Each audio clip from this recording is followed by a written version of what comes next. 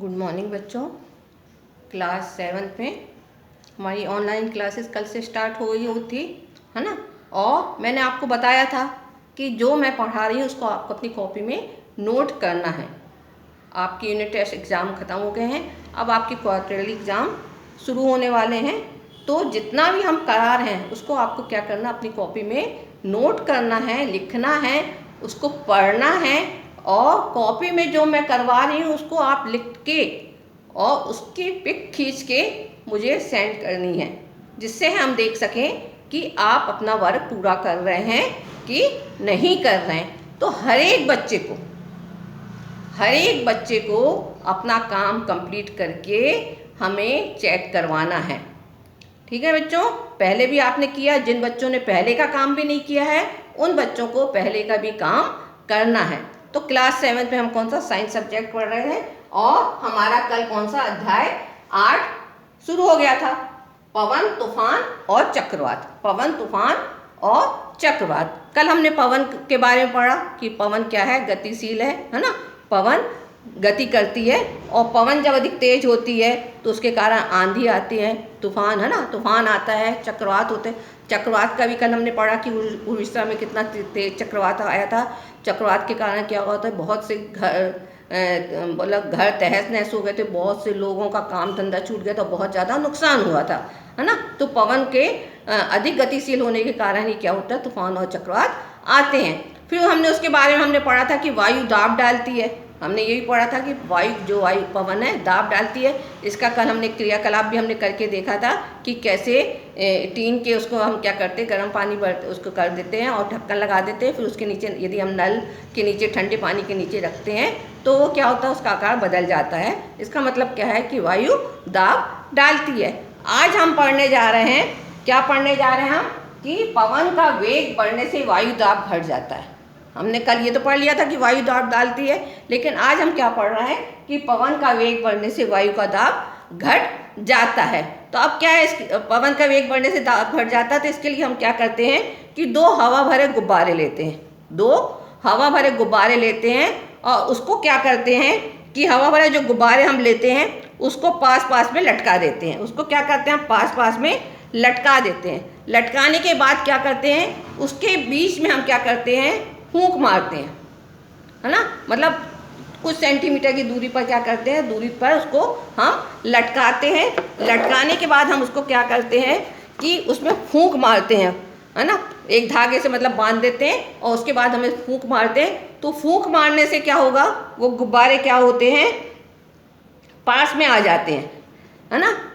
वो गुब्बारे क्या होते हैं, पास में आ जाते हैं। जो दो गुब्बारे लिए हवा भरे हुए उसको एक धागे से बांध दिया और उन गुब्बारों के बीच में हम फूंक मारते हैं। फूंक मारने से क्या होता है, पवन का वेग क्या होता है, अधिक होता है ना। मतलब जब हम फूंक मारते हैं तो हमारे मुंह से क्या हवा निकलती है, तो क्या होता है, उसका वेग अधिक हो जाता है और उसके कारण उसके जो बीच का वायु का दाब होता है वो क्या होता है, कम हो जाता है। तो कम होने के कारण क्या होते हैं, गुब्बारे पास में आ जाते हैं। इसी प्रकार एक दूसरा क्रियाकलाप और है। ये क्रियाकलाप हमने देख लिया। दूसरा क्रियाकलाप एक है कि हम एक बोतल लें, बोतल लेके खाली बोतल लेना है और उस खाली बोतल में एक कागज़ के टुकड़े को एक बॉल बना लेनी है। कागज़ के टुकड़े की एक बॉल बना लेनी है और उस बॉल को क्या करना, हमें उस मतलब जो उसका ढक्कन है बोतल का, उससे कम नाप वाला, जितना बोतल के ढक्कन का नाप है उससे कम नाप वाला है एक कागज़ की बॉल बनानी है और उसको बोतल के अंदर डालते हैं। फिर हम क्या करते हैं, उस बोतल में फूंक मारते हैं। तो फूंक मारने से क्या होगा कि जैसे ही हम उसमें फूंक मारते हैं तो कागज़ की गेंद, वो क्या होता है, कागज़ की गेंद जो है बाहर की तरफ आती है। फूंक मारते हैं तो क्या होता है, कागज़ की गेंद बाहर की ओर आती है। तो इस क्रियाकलाप से हमने क्या देखा है कि जब बोतल की फूंक मारते तो मुख के पास की वायु का क्षेत्र क्या होता है, अपेक्षाकृत अधिक हो जाता है। तो इससे वहाँ की वायु का दाब क्या होता है, घट जाता है, जिसके कारण वो बाहर जो बॉल रहती है वो बाहर की ओर फेंकती है। वायु दाब कम होने के कारण वो क्या करती है, उस बॉल को बाहर की फूंक मारने से वो बॉल को बाहर की ओर फेंकती है। तो दोनों क्रियाकलाप में हमने देखा कि वायु का दाब क्या होता है, कम हो जाता है ना। तो क्या है, पवन का वेग बढ़ने से जैसे हमने बोतल में फूंक मारी, फूंक मारने से क्या हुआ, पवन का वेग, हवा मतलब गई उसके अंदर तो पवन का वेग बढ़ गया और उसके अंदर का क्या है, उसके अंदर वायु का दाब कम हो गया है, जिसके कारण वो बॉल को बाहर की ओर फेंकती है। इसी प्रकार यदि हम एक कागज़ लेते हैं, पट्टी लेते हैं कागज़ की एक पट्टी ले हम, और उस कागज़ की पट्टी को हम, जैसे आप देखते हो सीटी वीटी बजाते हो, उस कागज़ की पट्टी को हम क्या करें, मुंह में ऐसे रखें और फूंक मारे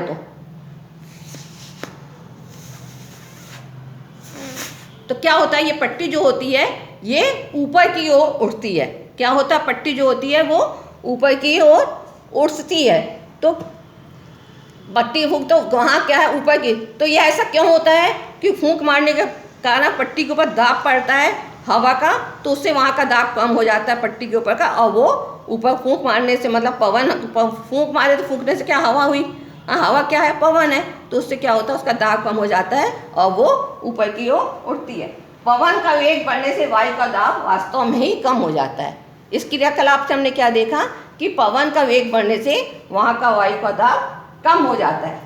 गर्म किए जाने पर वायु का प्रसार होता है। दूसरा क्या है, गर्म किए जाने पर वायु का प्रसार होता है।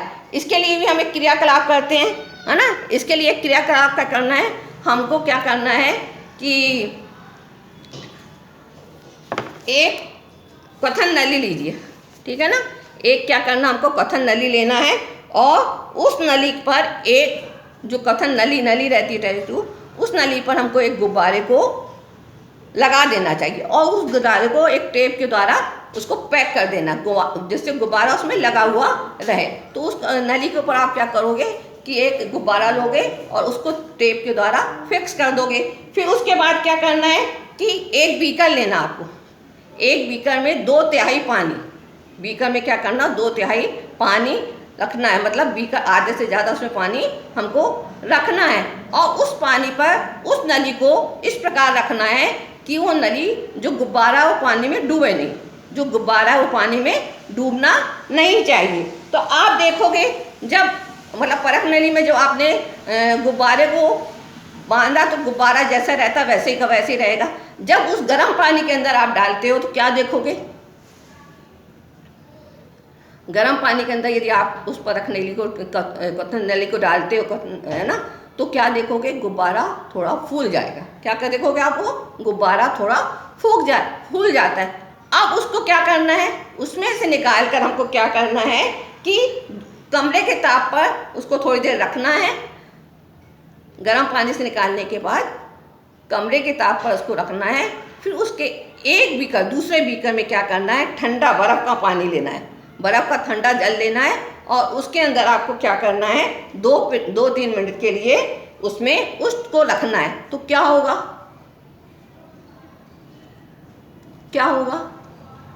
गुब्बारा बिल्कुल मतलब पिचक नहीं जाएगा, बिल्कुल ही फूट सा जाएगा एकदम से, है ना।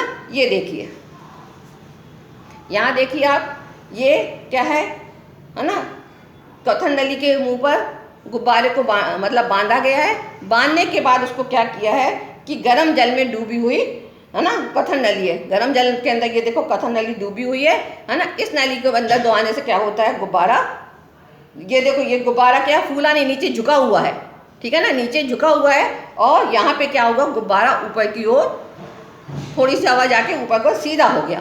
अब उसको निकाल के हमने कमरे के ताप पर रखा। उसके बाद हमने क्या करा, इसको बर्फ़ के उसमें रखा तो गुब्बारा क्या हुआ, बिल्कुल फूट गया, मतलब बिल्कुल ही वो हो गया।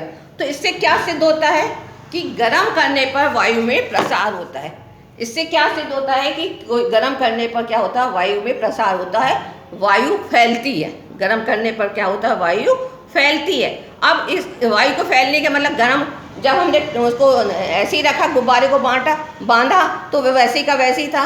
जब उस क्वथन नली को गर्म पानी में गया तो उसमें परख क्वथन नली में क्या हुआ, प्रसार हुआ, है ना। गर्म करने मतलब गर्म पानी था, इसलिए उसमें क्या हुआ, गर्माहट से उस वायु का दाब हुआ और वायु में उसमें प्रसार हुआ। प्रसार होने के कारण क्या, गुब्बारा फूल के सीधा हो गया।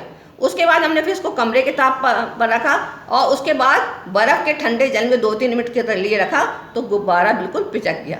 तो इससे क्या, इस क्रियाकलाप से हमको क्या सिद्ध हुआ है कि गर्म किए जाने पर वायु में प्रसार होता है। तो बच्चों इतना आपको समझ में आ गया होगा कि क्या है, किस रीजन से क्या होता है। तीनों रीजन की क्रियाकलाप हमने देख लिया है कि क्या है। पहला हमने देखा पवन का वेग बढ़ने से वायु का दाब घट जाता है ना। दूसरा हमने देखा मतलब वही पवन का वेग बढ़ने से वायु का दाब वास्तव में ही कम हो जाता है, ये हमने क्रियाकलाप के द्वारा देख लिया।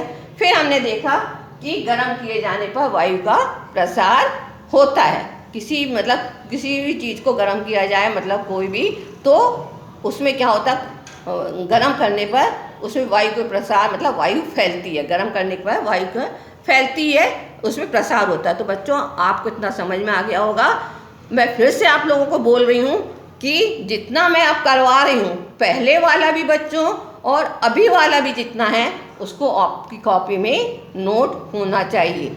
आपके पास ये बुक है, इस बुक से आप क्रियाकलाप भी लिखोगे, ठीक है ना। ये अलग क्रियाकलाप, जैसे ये क्रियाकलाप दिया गया आपको, ये क्रियाकलाप देखो आपको गुब्बारे वाला दिया गया है। उसके बाद आपको देखो ये कथन नली वायु में प्रसार वाला दिया गया है।